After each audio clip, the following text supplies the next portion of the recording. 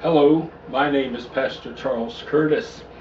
This may seem like a trivial video to make, but at this time, with the economy and the condition that it's in, I thought that I would just share a very simple, cost-saving measure with those of you who, like us folks down here in Texas, drink a lot of iced tea. I'm the kind of person, I keep iced tea in my fridge at all times so that if company comes over or whenever I'm thirsty, I've got tea available. Now personally, I drink decaffeinated tea. I don't drink caffeinated tea, so I make decaffeinated tea at home. But I found a long time ago a lot of people use the sun tea method to try to conserve their electricity or their gas. But I found that there's actually a very simple way to make iced tea, and it doesn't require that you run your stove or use your stove at all. Usually what I do is when my tea gets down to about this level, you can see there's not a whole lot left in there, and I know I'm going to need to make some more pretty quick. I'll grab me a tea bag. This is one of the family-sized tea bags, and as I've stated, personally I use decaffeinated tea, but you may use caffeinated tea. And then I just take an old clean bottle that I may have once held spaghetti sauce or applesauce, what have you.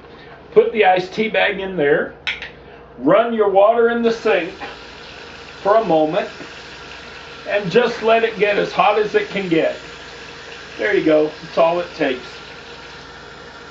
Fill up the bottle, or the jar I should say. Not quite all the way at first, because I want to give it a good shake. Just want to shake it up real good and allow the water to pass through the tea bag and really get it good soak going. Then once you can see, of course, the water is already beginning to turn.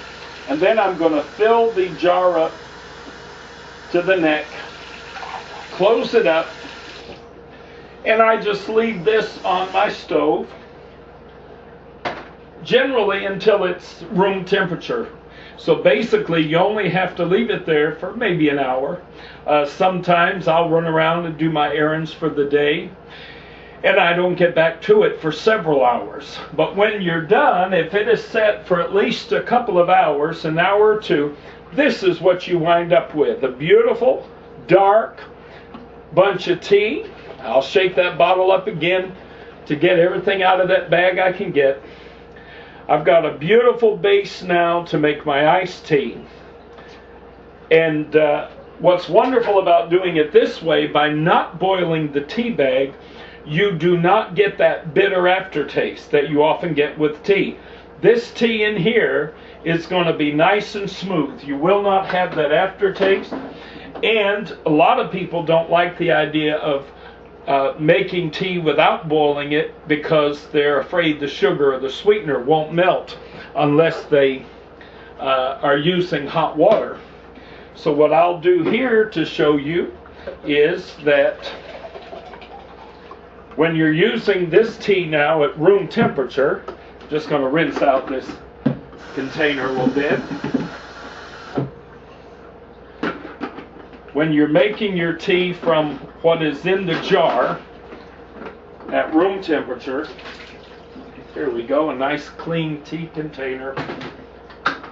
I use artificial sweeteners. Y'all can tell I'm a little too big to be using real sugar. And I'll use some Splenda here. I put my Splenda in the container. Again, you can use real sugar if you want to use real sugar. That's about right. And then you add your room temperature tea.